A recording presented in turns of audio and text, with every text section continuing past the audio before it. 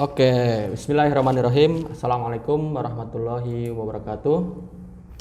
Sahabat kisah, alhamdulillah kali ini kita akan berbincang-bincang hangat dengan penulis buku Abdul Hamid Ghazi, Benteng Terakhir Khilafah Islamiyah, dengan Mas Syekh Muhammad Isa. Assalamualaikum Mas. Waalaikumsalam warahmatullahi wabarakatuh Mas Ian dan Alhamdulillah. sahabat kisah semua. Sehat Mas? Alhamdulillah Mas Ian Iya. gimana? Alhamdulillah sehat Mas ya. Mas saya tadi sedikit baca terkait Abdul Hamid ini luar biasa juga ya. Tagline-nya itu kan apa? Benteng terakhir kepemimpinan Islam gitu. Iya. Jadi saya ingin mengorek-ngorek abis nih Mas. Asik. Saya ingin berbincang dengan langsung narasumbernya, penulis dari buku ini, Mas Isa. Jadi langsung aja Mas, terkait dengan sebetulnya sosok Abdul Hamid ini bagaimana Mas sehingga kemudian membuat inspirasi Mas Isa itu membuat buku tentang Abdul Hamid Ghazi. Wow, oke. Terima kasih banyak Mas Ian. Jadi memang novel ini sendiri adalah fiksi sejarah gitu ya, yang memang memiliki latar belakang sejarahnya sendiri tentu saja. Dan latar belakang sejarahnya adalah kisah hidup dan perjuangan dari Sultan Abdul Hamid II sendiri begitu. Yang memang nanti dalam penggarapan kisahnya sendiri bukan cuman beliau aja begitu dalam novel ini, tapi nanti memang akan diangkat juga sultan-sultan yang lain seperti Sultan Mustafa misalnya, Sultan Abdul Hamid I. Ini kan beliau kan Sultan Abdul Hamid II ya. Oh, dua. Nah, akan diangkat juga Sultan Abdul Hamid I begitu. Jadi memang ini adalah kisah fiksi yang berdasarkan kisah nyata, berdasarkan sejarah begitu. Nah, secara historis sendiri memang Sultan Abdul Hamid II adalah seorang sultan yang sangat luar biasa. Luar biasa. Karena memang beliau adalah bisa dibilang beliau adalah seorang sultan, seorang khalifah yang memegang kekuasaan secara langsung, tetapi beliaulah yang terakhir ya memiliki kewenangan dan kekuasaan sebesar itu, seperti itu. Nah, sebab memang sultan-sultan setelah beliau seperti Sultan Muhammad V misalnya, Sultan Abdul Majid, ada beberapa sultan lagi sampai Khilafah Turki Utsmani itu runtuh ya tahun 1924. Itu sultan-sultan setelah beliau itu seolah-olah hanya seperti simbol saja begitu Mas ya. Hanya sekedar simbol, tidak memerintah, tidak memegang kekuasaan, tidak membuat kebijakan-kebijakan dan keputusan-keputusan apa-apa terhadap keberlangsungan negara dan umat begitu. Nah, beliaulah yang terakhir, Sultan Abdul Hamid II ini yang terakhir yang memegang kekuasaan secara penuh begitu.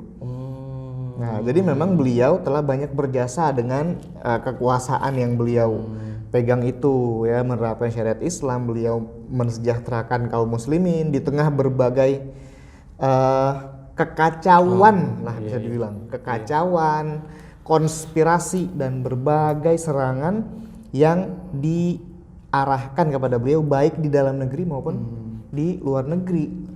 Dari sosoknya sendiri Mas, maksud sosoknya apakah beliau itu memang benar-benar sehingga kan terpercaya gitu kan sebagai pemimpin Islam.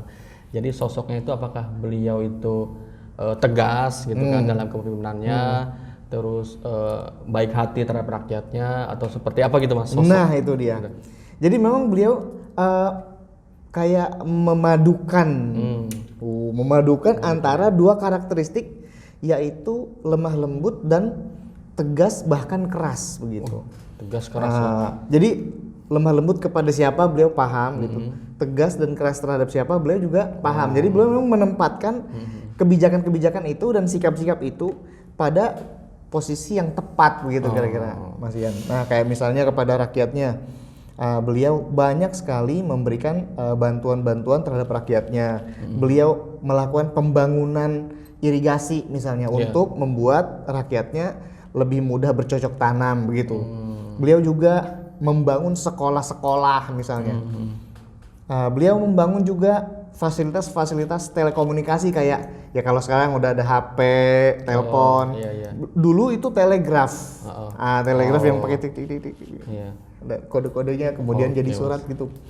Nah, itu waktu itu betul-betul beliau dirikan dan beliau bangun semua itu untuk kemaslahatan rakyatnya. Beliau juga membangun rel kereta api. ya, Nah, betul. sangat terkenal sekali memang Sultan Abdul Hamid II dengan rel kereta api yang biasa disebut Hejaz Railway. Ya. Nggak cuma Hejaz ternyata, ada beberapa lagi, ada Baghdad Railway, ada Damaskus Railway begitu. Oke Mas, jadi beliau emang sosok yang tegas Betul. dan keras, dan beliau bisa menempatkan posisi ya kepada siapa dia tegas, pada siapa dia keras, dan kepada siapa dia harus lembut. Betul banget. Seperti kepada musuh-musuh Islam misalnya. Nah, itu tegas tuh beliau itu. Contohnya kayak kepada seorang Yahudi, Dr. Theodor Herzl misalnya, yang dia itu memiliki konspirasi ingin mendirikan sebuah negara Yahudi yang sekarang memang sudah berdiri ya. Israel itu ya, sahabat kisah semua, Israel itu memang sekarang udah berdiri, tapi dulu kan nggak ada tuh. Nah, yang menjadi inisiatornya itu namanya Theodor Herzl, orang Yahudi. Nah, dia meminta tanah Palestina itu kepada Sultan Abdul Hamid II. Begitu, dan beliau menolak mentah-mentah, padahal menggiurkan banget itu Mas ya. Kenapa? Theodor Herzl itu menjanjikan utang negara dibayarin. Oh, dibayarin Oleh Theodor Herzl itu. Dia menjanjikan itu sehingga nantinya bersih, ludes semua utang negara Turki Utsmani saat itu. Tetapi apa? Sultan Abdul Hamid menolak semua itu. Mentah-mentah menolak.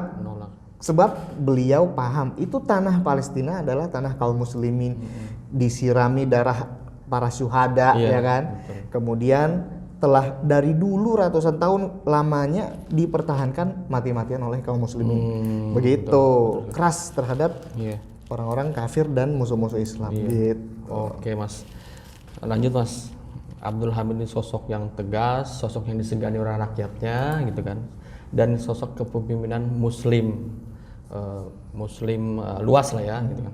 Namun di sini tagline-nya ada benteng terakhir khilafah Mas. Jadi kan kita kan ingin ketika dipimpin oleh sosok yang lemah lembut terhadap rakyatnya gitu kan, tegas terhadap musuh-musuhnya dan sebagainya, kita pasti senang kan, gitu kan. Tapi kok di sini kok beliau bisa sampai menjadi benteng terakhir gitu Mas? Apa yang menyebabkan apa yang dihadapi Turki Utsmani ketika itu sampai beliau sudah tidak mampu lagi untuk memimpin kekhilafan Islamnya? Jadi gitu, memang beliau sendiri menyaksikan, ya, beliau mengalami, beliau menyaksikan bahwa ketika beliau mengambil alih kekuasaan, ketika beliau diserahi tugas kepemimpinan dari sultan sebelumnya, yang kakak beliau sendiri itu Sultan Murad V begitu, itu keadaan sedang sangat kacau balau sekali gitu. Carut marut. Bagaimana ketika itu ya khilafah Turki Utsmani diserang dari berbagai arah, diserang dari berbagai sisi, baik dari dalam negeri maupun dari luar negeri, baik secara terang-terangan maupun secara sembunyi-sembunyi. Konspirasi-konspirasi besar terjadi untuk meruntuhkan dan menghantam khilafah Turki Utsmani saat itu. Ya bahkan negara-negara barat dan komunitas internasional menyebut Turki Utsmani sebagai the sick man. Nah, itu the sick man from Europe. Ya, the sick man from Europe, yaitu si orang sakit dari Eropa. Si orang sakit dari Eropa, karena memang ya dihantam pemberontakan, dihantam konspirasi, dan itu semua disaksikan, dialami dan dilihat langsung oleh Sultan Abdul Hamid II. Makanya kemudian tentu saja setelah beliau naik tahta ada tugas besar sekali, ada sebuah perjuangan sangat besar sekali yang harus dihadapi oleh Sultan Abdul Hamid II begitu.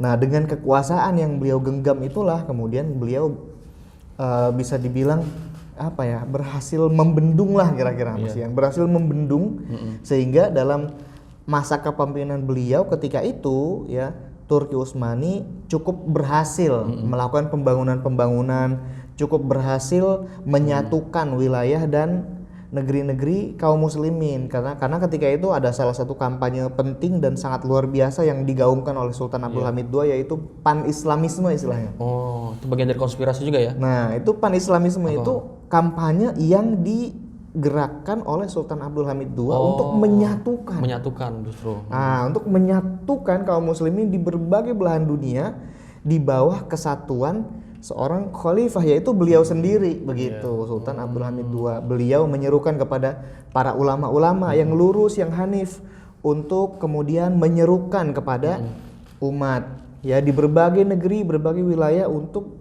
bersatu melawan penjajahan, bersatu di bawah kepemimpinan Sultan Abdul Hamid II. Gitu.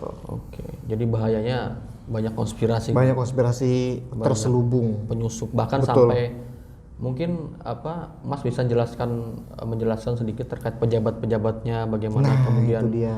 sehingganya, karena kan namanya pemimpin ya, pemimpin negeri yang banyak, Ya. kaum muslimin luas, tentu dia membutuhkan pejabat-pejabat yang amanah. Betul banget. Apakah kemudian ketika itu pejabatnya nggak amanah? Betul banget. Nah, atau Jadi gimana, memang di antara pejabat-pejabat yang amanah itu mesti ada deh, ya kan? Para pengkhianat begitu. Mesti ada aja para pengkhianat. Nah, para pengkhianat inilah yang kayak menggerogoti dari dalam gitu kira-kira Mas Ian. Menggerogoti dari dalam. Mereka itulah yang kemudian berkonspirasi untuk menjatuhkan dan menggulingkan Sultan Abdul Hamid II. Makanya memang kayak misalnya beberapa orang ya yang duduk di pemerintahan Sultan Abdul Hamid II itu ada juga yang anggota Freemasonry misalnya.